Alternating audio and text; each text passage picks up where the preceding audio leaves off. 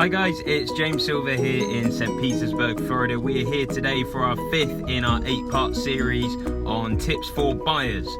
So once you've actually picked out some of the homes that you want to go and look around, the first thing I'd actually do before you actually physically go and look is circle back round to the list that you hopefully made per my earlier video, where you kind of itemize what the needs and what the wants were to help you kind of figure out what your criteria was.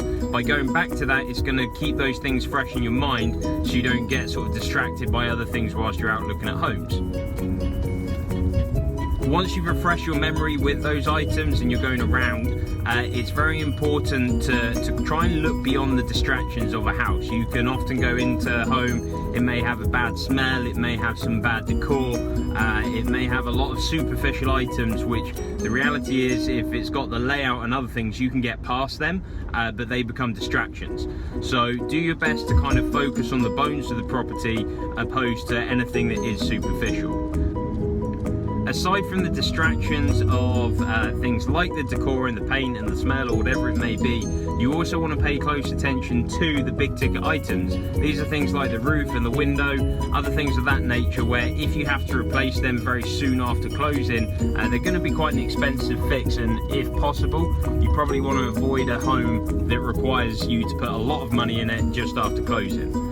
The main thing that you want to do when you're actually there taking a look around the homes is to just trust your gut. I'm personally a big believer in that. Most people normally have a pretty good intuition as to what's going to work for them and what may be an issue.